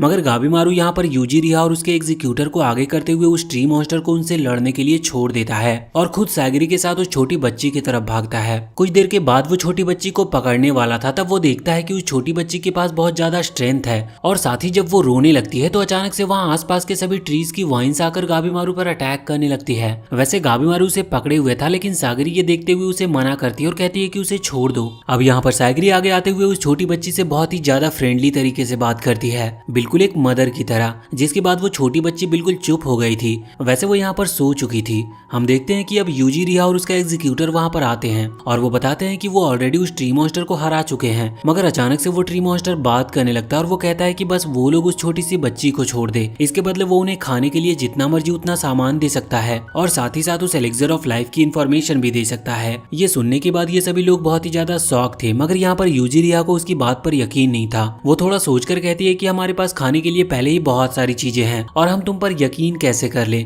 लेकिन अब ट्री मॉन्स्टर कहने लगता है कि यहाँ पास में ही एक हॉर्स ब्रेक है, आप वहाँ पर जाकर आराम कर सकते हो। अब ना जाने क्यों लेकिन यूजिरिया तुरंत इस बात पर एग्री हो जाती है और आगे आगे भागकर उस जगह पर जाने लगती है। उस जगह पर पहुंचने के बाद हम एक विलेज को देखते देखते हैं ये विलेज बिल्कुल पूरी तरह से डिस्ट्रॉय लग रहा था। वो ट्री मॉन्स्टर बताता है कि इस विलेज को हजारों साल पहले ही डिस्ट्रॉय कर दिया गया। इसके बाद हम देखते हैं कि वो उनके लिए खाना लाता है। यूजिरिया और सैगरी इस वक्त वहाँ पर हॉर्स ब्रेक में बात ले रहे थे। यहाँ वो ट्री मॉन्स्टर उन्हें बताता है कि एलेक्सर ऑफ लाइफ असलियत में एग्जिस्ट करता है और वो बिल्कुल सही आइलैंड पर आए हैं, लेकिन वो उन्हें यहाँ पर मिलेगा नहीं। वो उन्हें डिटेल में सारी चीजें समझा रहा था कि ये आइलैंड पूरा 3 रीजन में डिवाइड किया गया है और वो नाम भी बताता है कि वो एलेक्सर ऑफ लाइफ किस रीजन में उन्हें मिल सकता है और वो किस आइलैंड पर हैं, क्योंकि आइलैंड अलग अलग पार्ट में डिवाइड किए गए थे। ये बात थोड़ी कॉम्प्लिकेटेड हो सकती है, इसीलिए हम इसे आगे कहानी के साथ धीरे धीरे समझेंगे। वैसे इसके बाद सीन एक बार फिर से चेंज होता और हम फिर से उन्हीं दोनों के पास आ जाते हैं जिन्हें वो अजीब से 2 लोग मिले थे जो कि लड़के में कन्वर्ट होकर उस पर हमला कर रहे थे। यहाँ फाइट चल रही थी और वो जो लड़की थी जो कि एक लड़के में कन्वर्ट हुई थी वो बार बार मरने के बाद जिंदा हो जा रही थी, जिस वजह से ये दोनों उसे हरा नहीं पा रहे थे।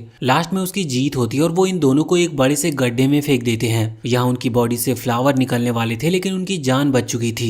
दूसरी तरफ यहाँ अभी वो ट्री क्रिएचर गाबीमारू और बाकी सभी को उस एलेक्सर ऑफ लाइफ के बारे में बाकी डिटेल बता रहा था और वो ये भी बताता है कि उसका नाम डोरो है और वो छोटी बच्ची का नाम मे है। वैसे इसके बाद हम देखते हैं कि वहाँ पर टेंजो और नूरगाई जो कि असल में एक लड़की है लेकिन वो लड़के जैसे लगती है, तो वो दोनों इस वक्त उस आइलैंड की तरफ आगे बढ़ने वाले थे। असल में वो इस बात को लेकर श्योर नहीं थे कि उन्हें आगे बढ़ना चाहिए कि नहीं, वो बस ये डिस्कस कर रहे थे कि तभी उन्हें अचानक से पीछे की तरफ कुछ कोई महसूस होता है। जैसे ही वो पीछे मुड़कर देखते हैं तो वहाँ पर एक लड़का खड़ा हुआ था, लेकिन ना जाने वो कहाँ से आया था, क्योंकि आइलैंड की तरफ तो अभी वो देख ही रहे थे और वहाँ से कोई आ नहीं रहा था और पीछे तो समुद्र था और इसीलिए उन्हें ये चीज समझ नहीं आती कि वो लड़का कहाँ से आया। वैसे अभी हमें कुछ टाइम पहले टेंजो का पास्ट दिखाया जाता है। असल में जब वो छोटा बच्चा था तो उसके पेरेंट उसका बिल्कुल भी ख्याल नहीं रखते थे, यहाँ तक कि वो उसे पालना भी नहीं चाहते थे। वो बस चाहते थे कि टेंजो या तो मर जाए या फिर उसे कोई ले जाए। उसका बचपन इसी तरह से गुजर रहा था। उसे खाने के लिए कभी पूरा सामान नहीं मिला और इसी वजह से जब उसे भूख लगती तो उसने चोरी करना स्टार्ट कर दिया था।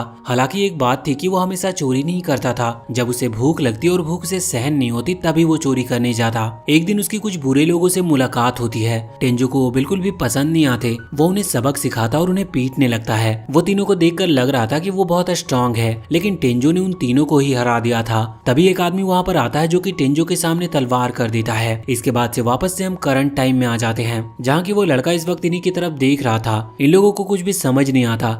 ये पूछते हैं कि आखिर तुम हो कौन। वो लड़का कुछ सही से जवाब नहीं दे रहा था। अब हम देखते हैं कि उसका चेहरा बदल रहा था और ये भी उन्हीं में से एक था जो कि वहाँ उन दोनों क्रिमिनल और एग्जीक्यूटर को मिले थे। ये भी अपना रूप बदल सकता था और इसकी भी बॉडी उन्हीं की तरह थी। ये कहता है कि हम तुम लोगों को हमारे आइलैंड पर आने नहीं देंगे क्योंकि हम कोई प्रॉब्लम खड़ी नहीं करना चाहते। इसके बाद ये सीधा ही अटैक करने के लिए आगे बढ़ता है। टेंजो इसके अटैक के लिए तैयार नहीं था, इस वजह से वो वहाँ से दूर फेंकाकर सीधा एक पेड़ से टकराता है। टेंजो और नूरगाई दोनों ही समझ चुके थे कि ये जो भी है इसके पास बहुत ही ज्यादा स्ट्रेंथ है, इस वजह से इन्हें उसके अटैक से बचकर रहना होगा। अभी वो लड़का नूरगाई पर अटैक कर रहा था, लेकिन नूरगाई बहुत ही स्पीड के साथ उसके अटैक को डॉज कर लेता है, पर वो लड़का फिर से आगे बढ़ता है। मगर तभी अचानक से टेंजो पूरी स्पीड के साथ आगे आते हुए उस लड़के की दोनों आंखों पर तलवार चला देता है। अब उसे कुछ दिख नहीं रहा था, लेकिन अचानक से उसकी आंखें फिर से रिकवर होने लगती है और यही सेम चीज वहाँ उन दोनों लड़कों के साथ भी हो रहे थे। अब टेंजो और नूरगाई सतर्क हो चुके थे, पर उन्हें पता नहीं था कि इससे लड़ना कैसे है। इस वजह से वो डिसाइड करते हैं कि बस उन्हें यहाँ से निकलना होगा।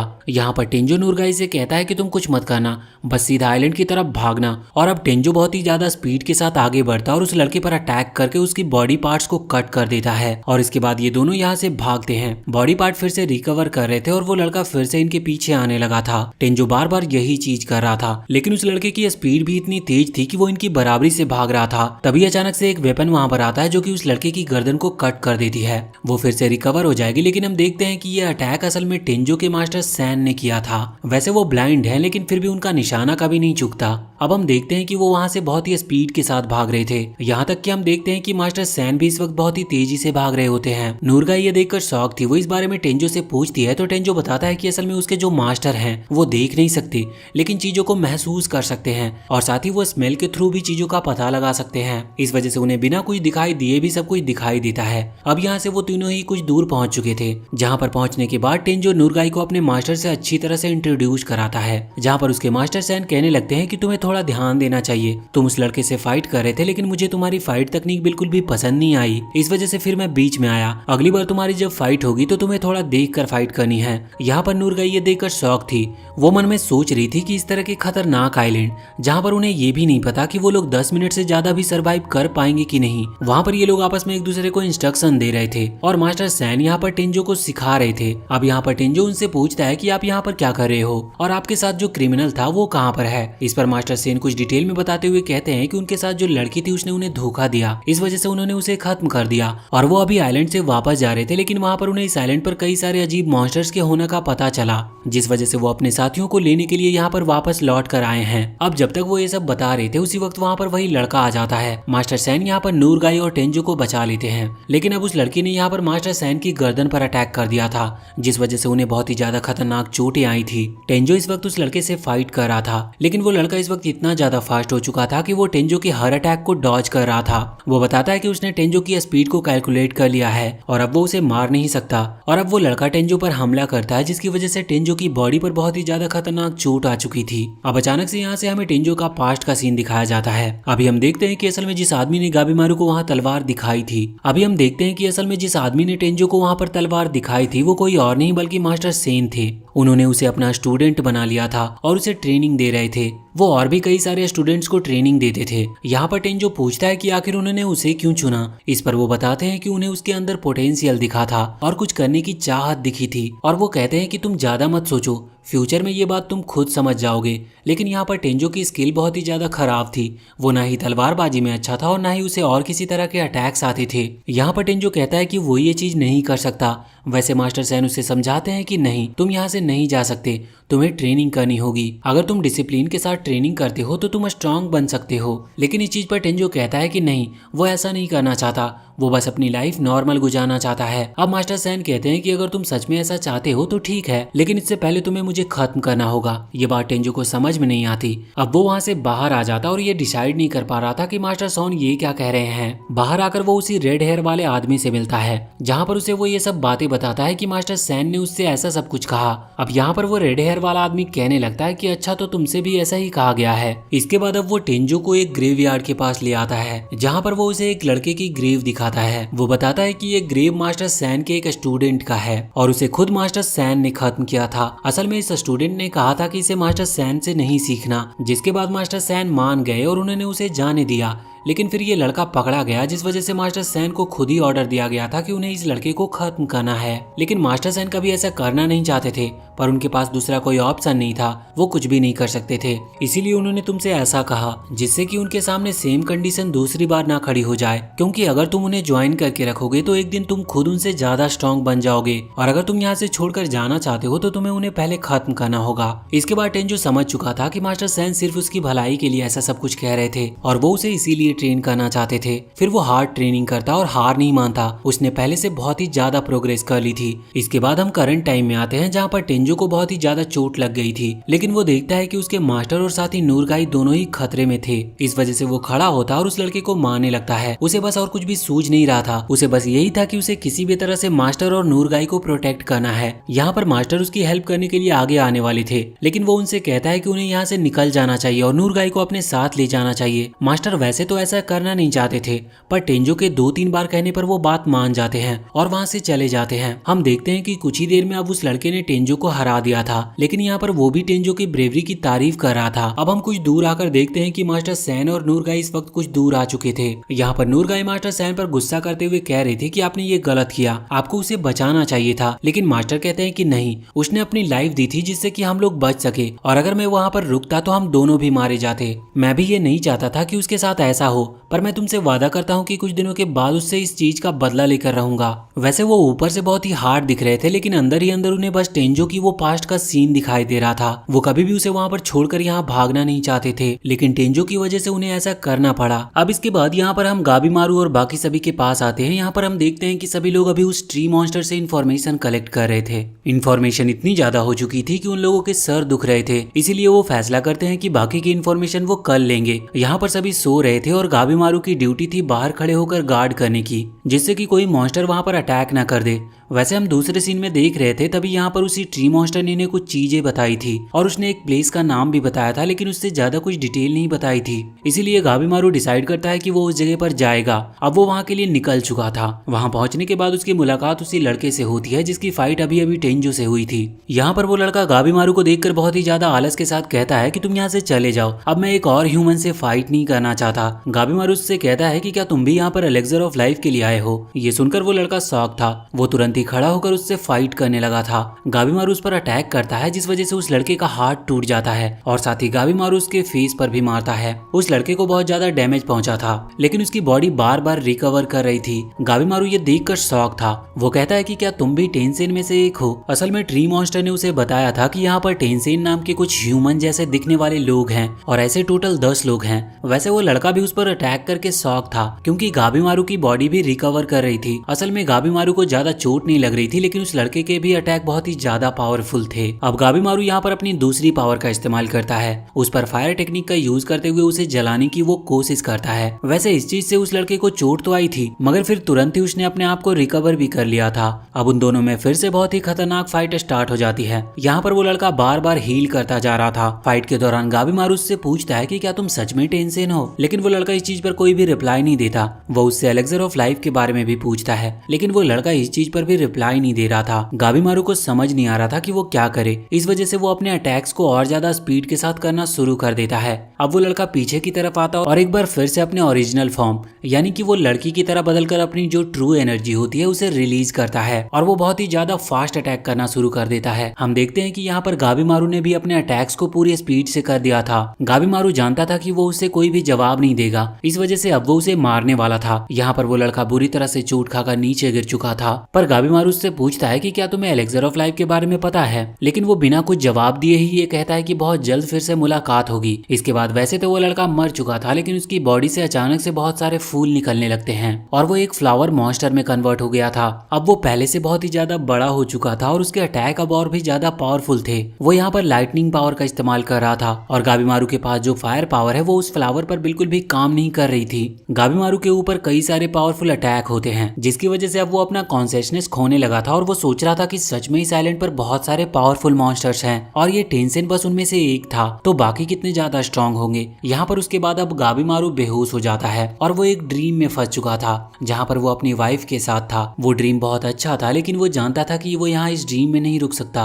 वरना वो रियल लाइफ में मारा जाएगा। बाहर आने के बाद जब वो होश में आता है तो वो देखता है कि उस फ्लावर मॉन्स्टर ने उसे पकड़ रखा है। वहीं गाबीमारू को अपने क्लेन लीडर की एक बात याद आती है। उन्होंने कहा था कि उसे हार नहीं माननी है, चाहे कुछ भी क्यों ना हो जाए। उसके बाद गाबीमारू अपनी सबसे पावरफुल तकनीक का यूज करते हुए अपनी बॉडी से फायर को रिलीज करता है, जो कि बहुत ही ज्यादा थी। लेकिन उस फ्लावर मॉन्स्टर को इस चीज से भी कोई फर्क नहीं पड़ रहा था। मगर अचानक से वहाँ पर मे आ जाती है, जो कि एक बबल जैसी चीज को क्रिएट करके गाबीमारू को वहाँ से बचा कर ले जाती है। अब वो फ्लावर मॉन्स्टर वापस से अपने नॉर्मल रूप में यानी कि टेंसेन वाले फॉर्म में आ चुका था, मगर वो बहुत ही ज्यादा कंफ्यूज था कि आखिर मे उसे क्यों बचा रही थी। अब हम दूसरी तरफ देखते हैं कि अब सुबह हो चुकी थी, जहाँ पर इन सभी लोगों की नींद खुलती है। तो ये देखते हैं कि गाबीमारू वहाँ पर नहीं है, साथ ही मे भी वहाँ पर नहीं थी। अब वैसे तो यहाँ पर सागरी को गाबीमारू की थोड़ी चिंता हो रही थी कि वो कहाँ गया, लेकिन इस चीज पर यूजिरिया कहती है कि शायद वो होराई नाम की जगह पर गया होगा। असल में होराई वही जगह है जहाँ पर सच में गाबीमारू गया था और इसी जगह के बारे में उस ट्री मॉन्स्टर ने उन्हें बताया था।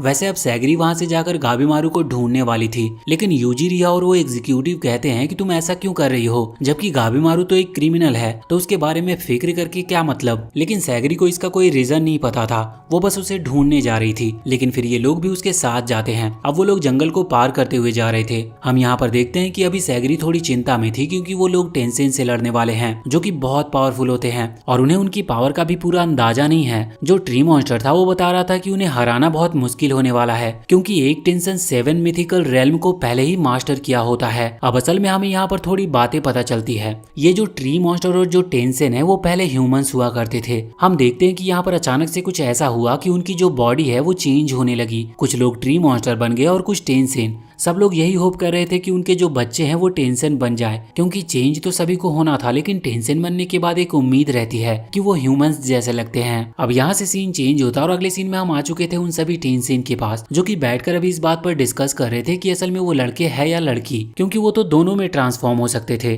पर फालतू की बातें खत्म होती है और वहाँ पर एक दूसरा टेंशन आता है। वो कहता है कि अब हमें ये सब बातें छोड़कर ये सोचना चाहिए कि इस आइलैंड पर जो भी लोग आए हैं उनका करना क्या है, क्योंकि ये बाकी सभी लोगों से बिल्कुल अलग है। यहाँ पर जब उन्हें पता चलता है कि जो वो लड़का है जिसकी फाइट मास्टर सैन और टेंजो से हुई थी और उसने मास्टर सैन और नूरगाई को वहां से जाने दिया, तो इस बात से एक दूसरा टेंशन बहुत ज्यादा गुस्सा होता है और इसलिए वो उस पर अटैक करके उसे ब्लास्ट कर देता है। लेकिन वो फिर से रिकवर कर सकता था, पर यहाँ पर उसकी बॉडी उतनी स्पीड से रिकवर नहीं कर रही थी। वैसे यहाँ पर जो अभी अभी वो टेंशन आया था, वो जिसने अभी अटैक किया था उससे कहता है कि तुम्हें अपनी फैमिली मेंबर पर अटैक नहीं करना चाहिए और तुमने भी एक बहुत बड़ी गलती की है। तुमने जिन लोगों को उस गड्ढे के अंदर डाला था तुमने उन्हें अंडर एस्टिमेट किया, वो मरे नहीं थे। तुम्हें पूरा कंफर्म होना चाहिए कि उनकी डेथ हुई थी या नहीं। लेकिन उसके बाद वो और ज्यादा चिंता ना करते हुए एक लिक्विड पीते हैं। असल में इस लिक्विड को 10 कहा जाता है और यही वो एलेक्सर ऑफ लाइफ है जिसके लिए सभी लोग यहाँ पर आए हैं। और ये पीते ही वो टेंशन जिसके ऊपर अभी अभी अटैक हुआ था और उसकी बॉडी उतने फास्ट तरीके से रिकवर नहीं कर रही थी, उसकी बॉडी फिर से नॉर्मल होने लगती है। और इस वक्त तो देखकर ही लग रहा था कि वो बहुत ही ज्यादा गुस्से में है। अब यहाँ से सीन चेंज होता है और हम गाबीमारू और मे को देखते हैं जो दोनों बेहोश पड़े हुए थे। लेकिन अब गाबीमारू को होश आता और इस वक्त वो उस फ्लावर मॉन्स्टर के बारे में सोच रहा था।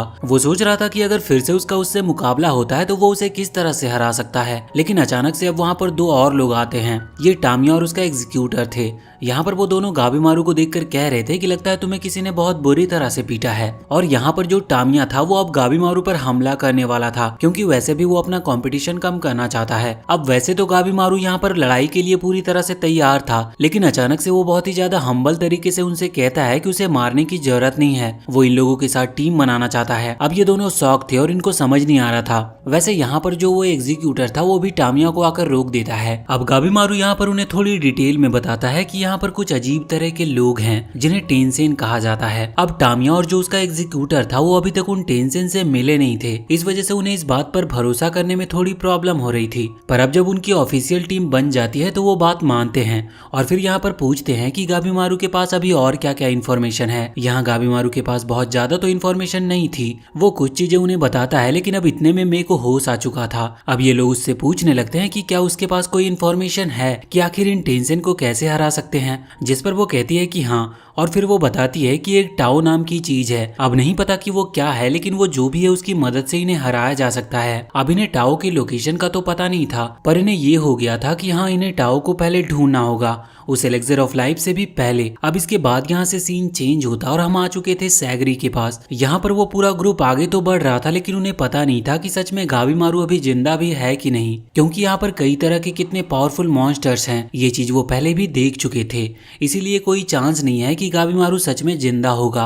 मगर सैगरी को पूरा भरोसा था। वो कहती है कि नहीं, गाबीमारू नहीं मर सकता और अपनी वाइफ से मिले बगैर तो बिल्कुल भी नहीं। अब यहाँ पर जो ट्री मॉन्स्टर था वो उन्हें टाओ के बारे में बताता है। वो कहता है कि टाओ यहाँ की बहुत ही ज्यादा पावरफुल चीज है, यूं कह लो कि वो सबसे पावरफुल है और इस चीज से उन टेंशन को भी हराया जा सकता है। वैसे अब हम यहाँ मास्टर सैन और नूरगाई को देखते हैं। नूरगाई इस वक्त मास्टर सैन पर अटैक कर रही थी, लेकिन मास्टर सैन उसे रोक लेते हैं। असल में नूरगाई चाहती थी कि मास्टर सैन उसे फाइट करना सिखाए और कुछ तलवारबाजी की स्किल सिखाए, लेकिन मास्टर सैन उसे मना कर रहे थे कि ये वो ऐसी जगह नहीं है जहाँ पर वो उन्हें कुछ सिखा सके। पर फिर वो पूछने लगती है कि आप तो देख भी नहीं सकते, फिर आप मेरे अटैक्स को किस तरह से देख पा रहे हो। इस चीज पर मास्टर कहते हैं कि असल में उन्हें वेव्स दिखती है और इस चीज के लिए उन्हें बहुत ही ज्यादा शांत होना पड़ता है और साथ ही उनका जो गुस्सा है उन्हें उस पर भी थोड़ा काबू करना पड़ता है, तभी वो इन वेव्स को देख पाते हैं और तुरंत रिएक्ट कर पाते हैं। इस पर नूरगाई कहती है कि उसे भी तलवार चलानी सीखनी है, जिससे कि वो टेंजो का बदला ले सके, क्योंकि वो उन दोनों को ही बचाते हुए मरा था।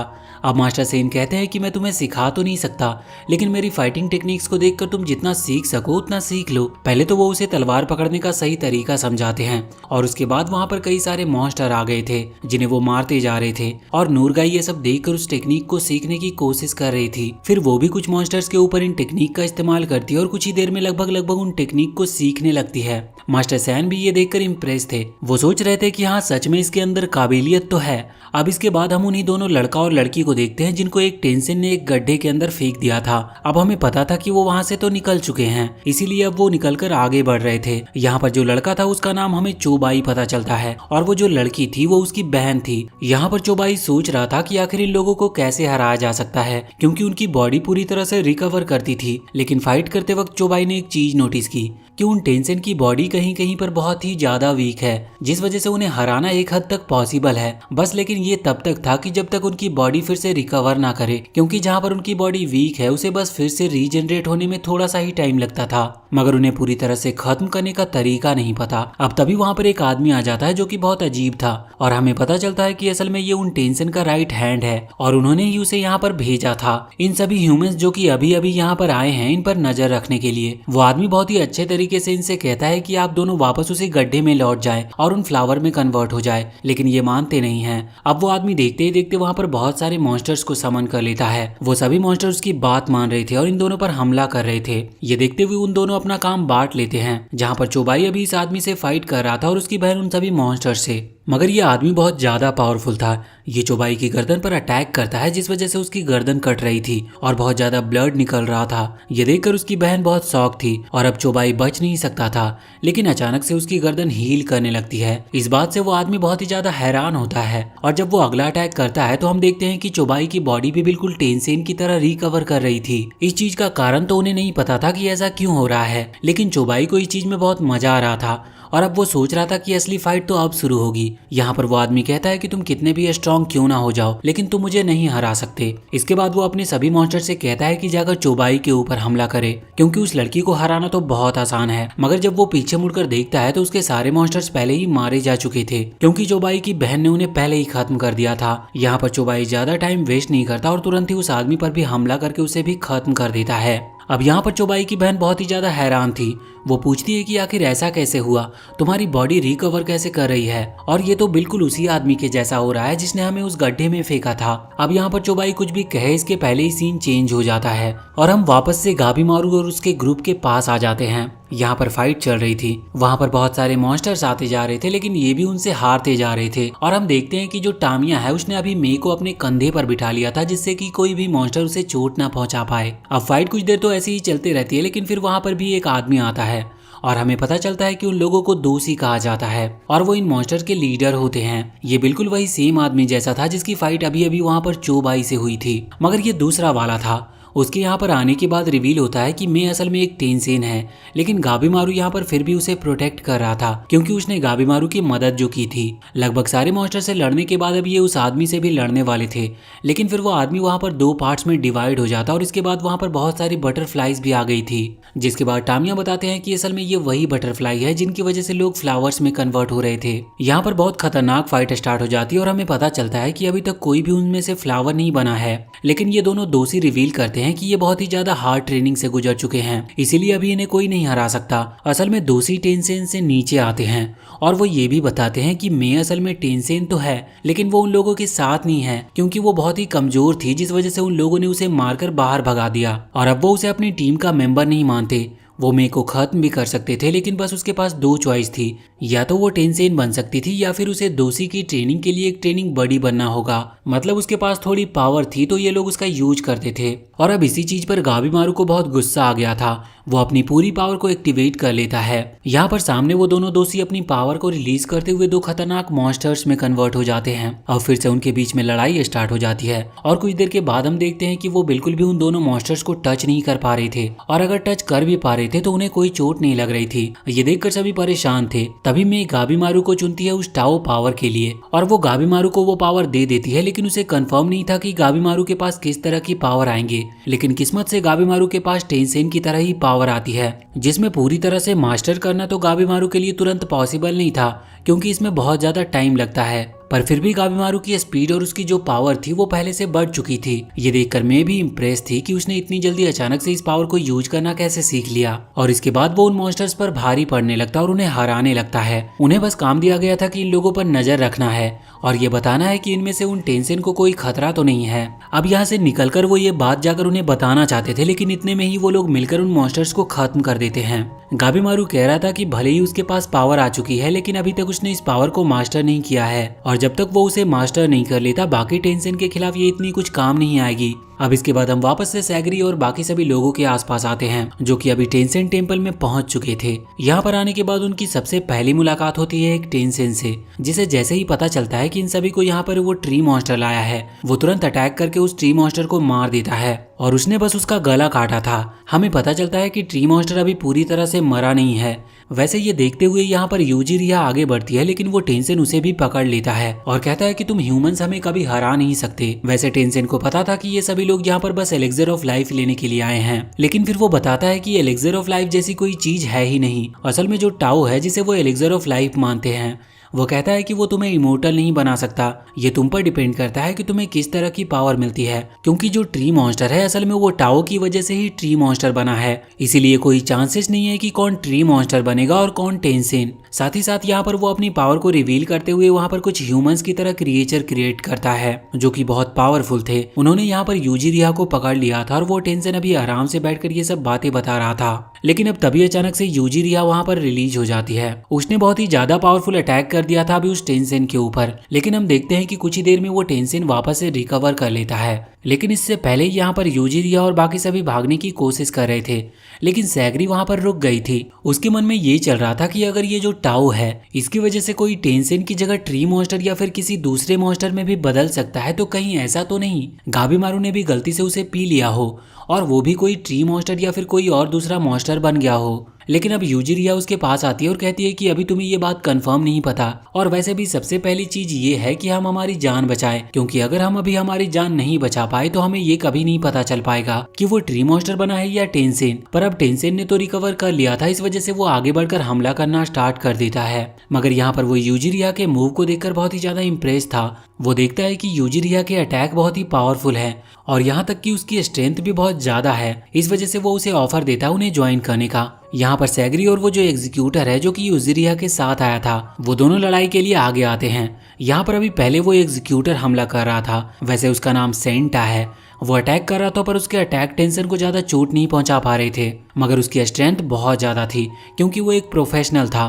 उसके अटैक्स भले ही उतने ज्यादा पावरफुल नहीं थे, लेकिन अगर उसकी तलवार टेंसेन को टच हो रही थी तो उसकी बॉडी बीच से कटते जा रही थी, पर हमेशा की तरह वो रिकवर कर रहा था। यहाँ पर यूजिरिया एक बार फिर से उसके ऊपर हमला करने के लिए आगे बढ़ती है और वो किसी तरह से टेंसेन को पकड़ लेती है, लेकिन टेंसेन कहता है कि तुम कितनी भी कोशिश क्यों ना कर लो लेकिन मुझे हरा नहीं पाओगी। अब वो और भी ज्यादा तेजी से अटैक करना स्टार्ट कर देते हैं। हम देखते हैं कि सैगरी भी यहाँ पर कुछ अटैक कर रही थी, लेकिन अब वो बहुत ही ज्यादा थक चुकी थी और उसके मुंह से भी खून निकल रहा था। पर फिर वो एक बहुत ही ज्यादा पावरफुल अटैक उस टेंसेन के ऊपर करती है, पर इस चीज में टेंसेन को पहले तो चोट लगी थी, लेकिन वो इससे भी रिकवर करते हुए कहता है कि तुम कितने भी अटैक कर लो लेकिन मैं नहीं थकूंगा और ना ही मेरी स्ट्रेंथ कम होगी। अब यहाँ पर एक बार फिर से सीन चेंज होता है और हम देखते हैं कि सैगरी है जो वो अटैक कर रही थी, उसकी अटैक टेंसेन की एक आंखों को कट कर देती है जो कि अब बहुत ही स्लो तरीके से हील कर रही थी। पर इसका कारण उन्हें नहीं पता चल रहा था, पर उन्हें ये पता थी कि टेंसेन के पास जिस भी तरह की एनर्जी है वो अब कम पड़ने लगी है और उसका ऑरा भी कम हो रहा है। लेकिन वो जो एनर्जी थी वो एक तरह से पॉइजन एनर्जी थी, उसके ज्यादा पास जाना इनके लिए पॉसिबल नहीं था, फिर भी अटैक करना ये रोकते नहीं हैं। लेकिन अचानक से टेंसेन बहुत ही ज्यादा स्पीड के साथ आगे बढ़कर सैगरी को पकड़ लेता है, पर तभी यूजिरिया और सेंटा दोनों मदद करते हैं और उसे बचा भी लेते हैं। पर टेंसेन बहुत देर से लड़ाई कर रहा था, इसके बाद वो रुकता और पहले तो वो अपना फॉर्म को चेंज करता है और अब वो एक गर्ल के फॉर्म में आ चुका था और इसके बाद वो हवा में आते हुए कुछ बॉम्ब्स को नीचे गिराता है जो कि उन्हें बहुत डैमेज करते हैं और सैगरी को अब लगने लगा था कि अब वो जीत नहीं पाएंगे। लेकिन तभी यूजिरिया कहती है कि तुम्हें चिंता करने की जरूरत नहीं है, क्योंकि टेंसेन भले ही बहुत पावरफुल है, उसकी बॉडी फिर से रिकवर कर सकती है और उसे मारना भी इम्पॉसिबल सा लग रहा है, लेकिन वो कोई गॉड नहीं है, इसका मतलब वो पक्का मर सकता है। अब यहाँ पर वो एक टीम की तरह प्लान बनाकर काम करते हैं और हम देखते हैं कि जो यूजिरिया है वो अटैक करते हुए टेंसेन को किसी तरह से तो एक जगह पर रोकने की कोशिश कर रही थी। वैसे इस चीज में उसे बहुत खतरा था क्योंकि टेंसेन उसे खत्म ही कर सकता था, पर अब सैगरी की बारी थी, वो तुरंत अटैक करने के लिए आगे बढ़ती है। वो टेंसेन यहाँ पर सैगरी और यूजिरिया दोनों पर हमला करने वाला था, लेकिन उसी वक्त सेंटा वहाँ पर आकर टेंसेन को पकड़ लेता और इसके बाद सैगरी अपना काम करती है और टेंसेन पर अटैक कर देती है। हम यहाँ पर नोटिस करते हैं कि उसने उस टेंसेन के पेट पर अटैक किया था, जिसकी वजह से वो टेंसेन यहाँ नीचे गिर चुका था। ये लोग फाइनली थोड़ी शांति की सांस लेते हैं और इसके बाद यूजिरिया सेंटा से पूछता है कि जब वो टेंशन हम पर अटैक करने वाला था तो तुम अचानक से वहाँ पर आकर उसे क्यों पकड़ लिए, जबकि वो तुम्हें खत्म ही कर सकता था। लेकिन यहाँ पर सेंटा अपनी फीलिंग्स को रिफिल करता है तो वो कहता है कि भले ही वो एग्जीक्यूटर है लेकिन वो कभी खुद से ये काम नहीं करना चाहता था, उसकी फैमिली ये सब चाहती थी, इसी वजह से उसे ये करना पड़ा और बचपन से इस चीज को सीखना पड़ा। वैसे अब वो पूरी तरह से इस चीज को सीख चुका है और समझ चुका है, इसीलिए अब ये उसका काम बन चुका था और वो चाहते हुए भी इसे बदलना नहीं चाहता था। मतलब वो अंदर से तो चाहता था कि वो ये काम ना करे पर उसकी जिम्मेदारियां उसे रोक रही थी। लेकिन जब वो यूजिरिया से मिला तब से उसकी लाइफ थोड़ी थोड़ी चेंज होती जा रही है और अब वो हमेशा उसके साथ ही रहना चाहता है। इसके बाद हम गाबीमारू और उसके ग्रुप को देखते हैं जो कि अभी बहुत पावरफुल मॉन्स्टर से लड़ रहे थे, लेकिन फाइनली ये लड़ाई ओवर होती है और यहाँ पर गाबीमारू और उसकी टीम जीत जाती है। गाबीमारू यहाँ पर मे को थैंक यू कह रहा था लेकिन अचानक से उसे अजीब सा फील होता है और उसकी नाक से ब्लड निकलना चालू हो गया था और फिर वो वहीं पर बेहोश हो जाता है। अब इसके बाद यहाँ से सीन चेंज होकर सैगरी और उसके ग्रुप पर आता है जहाँ पर हम देखते हैं कि अभी वो बात करके रुके ही थे कि अचानक से उस टेंशन की बॉडी से फ्लावर निकलने लगते हैं। ये सेम बिल्कुल दूसरे टेंशन की तरह था और जितनी देर में वो लोग इस बात को समझ पाते कि तभी अचानक से वो टेंशन वहां पर फ्लावर मॉन्स्टर में क्रिएट होते हुए अटैक कर देता है। ये अटैक उसने यूजिरिया की तरफ किया था लेकिन अचानक से सेंटा वहां पर सामने आकर उस अटैक को अपने ऊपर ले लेता है। अब वो देखते हैं कि जो फ्लावर मॉन्स्टर है वो टेंशन से भी ज्यादा खतरनाक दिख रहा था और जब वो अटैक करने ही वाला था लेकिन इतने में ही मास्टर सैन और नूरगाई वहां पर आ गए थे। वो यहाँ पर फाइट करना स्टार्ट करते हैं और मास्टर सैन इस वक्त कह रहे थे कि सभी लोग यहाँ से चले जाओ। वैसे हम देखते हैं कि सेंटा की बॉडी पर वो सब फ्लावर उग रहे थे और उसे इस चीज में बहुत ही ज्यादा पेन हो रहा था। वो लोग उन फ्लावर्स को निकालते हैं। सैगरी यहाँ पर उस ट्री मॉन्स्टर से पूछता है कि क्या इसका कोई सॉल्यूशन है, लेकिन वो कहता है कि नहीं, उसे नहीं पता, पर अब उन्होंने उन फ्लावर्स को निकाल दिया था। यहाँ पर मास्टर सैन जितने भी अटैक कर रहे थे उसके बाद अब उनकी बॉडी से भी फ्लावर निकलने स्टार्ट हो चुके थे, लेकिन वो हार नहीं मानते। वो खुद ही अपनी तलवार से उन फ्लावर्स को निकालते जा रहे थे। इस चीज में वो पहले ही अपना बहुत सारा ब्लड खो चुके थे, लेकिन फिर भी वो यहाँ पर हार नहीं सकते थे। इधर हम देखते हैं कि सैगरी कहती है कि अगर हम तीनों यहाँ ज्वाइन कर ले तो शायद मास्टर सैन को कुछ हेल्प मिल सकती है, लेकिन यहाँ पर यूजिरिया बताती है कि उसके पास बिल्कुल एनर्जी नहीं है, इस वजह से अब वो फाइट नहीं कर सकती। मगर नूरगाई दोनों को ही मोटिवेट करते हुए कहती है कि चिंता की कोई बात नहीं है। मास्टर सैन इस चीज पर बहुत देर से सोच रहे थे कि एक टेंशन को किस तरह से हराया जा सकता है, क्योंकि उन लोगों का पहले भी टेंशन से सामना हो चुका है। यहाँ पर वो सभी मिलकर अब उनसे फाइट करना स्टार्ट कर दिए थे और सैगरी और नूरगाई इस चीज में मास्टर सैन की मदद कर रहे थे, लेकिन वो ज्यादा देर तक उनकी मदद कर नहीं सकते थे क्योंकि जो फ्लावर मॉन्स्टर है वो बहुत ही ज्यादा ताकतवर हो चुका है। वो एक ही जगह पर रुककर इन तीनों को अकेले संभाल सकता था, लेकिन मास्टर सैन के अंदर बहुत सारी फ्रस्ट्रेशन भरी हुई थी सिर्फ टेंजो को लेकर। इस वजह से वो उनके अटैक को रोक नहीं रहे थे और अब उनकी बॉडी भी जवाब दे रही थी, लेकिन उनका जो गुस्सा था वो उन्हें रोकने नहीं दे रहा था। और यहाँ पर वो कई सारे इसी तरह के पावरफुल अटैक करके उस फ्लावर मॉन्स्टर को वहाँ पर नीचे गिरा देते हैं। यहाँ पर सैगरी और नूरगाई दोनों ही आगे बढ़कर उस मॉन्स्टर के हाथों को पकड़ लेते हैं, जिस वजह से अब वो हाथों से तो अटैक नहीं कर सकता था, लेकिन फ्लावर होने के कारण वो वाइन्स की मदद से अटैक कर रहा था। मगर मास्टर सैन उन सभी को रोक लेते हैं और अब उनके अंदर भी टाओ की पावर आ चुकी थी, क्योंकि वो ऑलरेडी बहुत सारे अटैक इस पर कर चुके हैं। वैसे वो भी एक ट्री मॉन्स्टर बन सकते थे, लेकिन ये उनका लक था कि वो ट्री मॉन्स्टर नहीं बनते। और हम जानते हैं कि सेंटा की बॉडी से वो फ्लावर हटा दिए गए थे, इस वजह से वो मरा नहीं था। लेकिन यहाँ पर मास्टर सैन को भी कोई तरीका नहीं पता था जिससे कि वो उस टेंशन को रोक सके। तभी सेंटा वहां से चिल्लाते हुए कहता है कि वो उस फ्लावर मॉन्स्टर के ओव्यूल को काट दे। दरअसल ओव्यूल फ्लावर का एक पार्ट होता है और जैसे ही मास्टर सैन उस पार्ट को कट करते हैं तो उसके अंदर से अचानक से उन्हें उसी टेंशन के बहुत सारे सर दिखते हैं। मास्टर सैन कह रहे थे कि ये चीज तो उन्हें पहले बतानी चाहिए थी। अब वो तुरंत ही उन सभी सिर को काट देते हैं, जिसकी वजह से वो टेंशन फाइनली मारा जा चुका था। यहाँ पर वो टेंशन रोते हुए उन्हें थैंक यू कह रहा था और बोल रहा था कि आपने मेरे हजारों सालों का इंतजार पूरा कर दिया। इसके बाद अब वो एक फ्लावर में कन्वर्ट हो जाता है। अब हम यहाँ पर देखते हैं कि सेंटा की हालत खराब थी और शायद अब वो उसे बचा भी नहीं सकते थे। उन्हें इसका कोई सॉल्यूशन नहीं सूझ रहा था, लेकिन यहाँ पर यूजिरिया आगे बढ़ती है और सेंटा के पास जाती है। वो अब उसके पास जाकर बैठ गई थी। सेंटा की आंखों में आंसू थे, पर वो इस बात से खुश था कि अब जब वो मरने वाला है तब वो उस पर्सन के साथ बैठा है जिसके साथ वो अपनी लाइफ गुजारना चाहता था। इस वजह से वो सुकून के साथ मर पाता है। और अब देखते ही देखते सुबह हो चुकी थी। यहाँ पर सैगरी यूजिरिया को थैंक यू कह रही थी और कह रही थी कि उसकी वजह से इन सभी ने मिलकर काम किया और उनमें अच्छी दोस्ती हो चुकी है। और वो ये भी कह रही थी कि अब हम सभी को मिलकर काम करना होगा।